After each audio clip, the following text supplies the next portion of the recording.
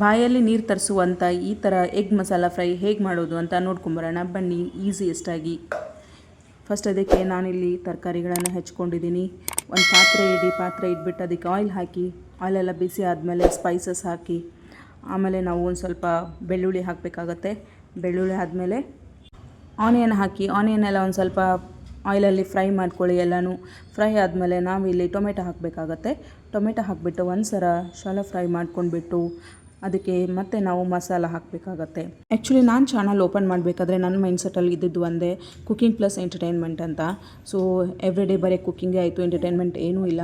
So ನಾಳೆ ನಾನು ಕಿಡ್ಸ್ಗೋಸ್ಕರ animated video ತರ್ತಾ ಇದ್ದೀನಿ. ಆಲ್ರೆಡಿ ಎಡಿಟಿಂಗ್ ಎಲ್ಲ ಕಂಪ್ಲೀಟ್ ಆಗಿದೆ. ಸೊ ಅಪ್ಲೋಡ್ ಮಾಡಬೇಕಷ್ಟೇ. ನಾಳೆ ಅಪ್ಲೋಡ್ ಆಗುತ್ತೆ 6 o'clock. ಸೊ ಖಂಡಿತ ವಾಚ್ ಮಾಡಿ. ಸೊ ನಾನು ಇದಕ್ಕೆ ಮಸಾಲೆ ಎಲ್ಲ ಆ್ಯಡ್ ಮಾಡಿಬಿಟ್ಟು ಸ್ವಲ್ಪ ಫ್ರೈ ಮಾಡಿಕೊಂಡೆ. ಆಮೇಲೆ ಸ್ವಲ್ಪ ನೀರು ಹಾಕಿಬಿಟ್ಟು ಕುದಿಲಿಕ್ಕೆ ಬಿಟ್ಬಿಡಿ. ಕಂಪ್ಲೀಟಾಗಿ ಕುದ್ದಾದ್ಮೇಲೆ ಮುಂಚೆನೇ ಬಾಯ್ಲ್ ಮಾಡ್ಕೊಂಡಿರುವಂಥ ಎಗ್ನ ಸಣ್ಣಗೆ ಕಟ್ ಮಾಡಿಬಿಟ್ಟು ಇದಕ್ಕೆ ಸೇರಿಸಿ ಸ್ವಲ್ಪ ಮಿಕ್ಸ್ ಮಾಡಿಬಿಟ್ಟು ಅದು ಮಸಾಲೆ ಎಲ್ಲ ಎಗ್ಗೆ ಕೋಟಿಂಗ್ ಆಗಬೇಕು. ಆಮೇಲೆ ಏನಿದೆ, ನಾವು ಸ್ವಲ್ಪ ಹೊತ್ತು ಅದನ್ನು ಕ್ಲೋಸ್ ಮಾಡಿ ಇಟ್ಬಿಡಿ. ಅಂದರೆ ಎಲ್ಲ ಕಂಪ್ಲೀಟಾಗಿ ಬೆಂದ್ಬಿಡುತ್ತೆ. ಬೆಂದಾದ್ಮೇಲೆ ಏನೈತಿ, ನಾವು ಗಾರ್ನಿಷ್ಗೋಸ್ಕರ ಸ್ವಲ್ಪ ಕೊತ್ತಂಬರಿ ಹಾಕ್ಕೊಂಡ್ರೆ ಕಂಪ್ಲೀಟ್ ಆಯಿತು ಈ ಬಾಯಲ್ಲಿ ನೀರು ತರಿಸುವಂತಹ ಮಸಾಲ ಎಗ್ ಫ್ರೈ. ಈಸಿಯಾಗಿ ಮಾಡ್ಬೋದು. 5-10 ನಿಮಿಷದಲ್ಲಿ ಆರಾಮಾಗುತ್ತೆ. ಯಾರಿಗೂ ಟೈಮ್ ಇಲ್ಲ ಅಂದವ್ರು ಕೂಡ ಮಾಡ್ಕೋಬೋದು ಇದನ್ನು. ಇದೇ ಥರ ಹೊಸ ವೀಡಿಯೋಗಾಗಿ ನನ್ನ ಚಾನಲ್ನ ಸಬ್ಸ್ಕ್ರೈಬ್ ಮಾಡಿ. ಮತ್ತೆ ಸಿಗೋಣ ನೆಕ್ಸ್ಟ್ ವಿಡಿಯೋದಲ್ಲಿ. ಬಾಯ್.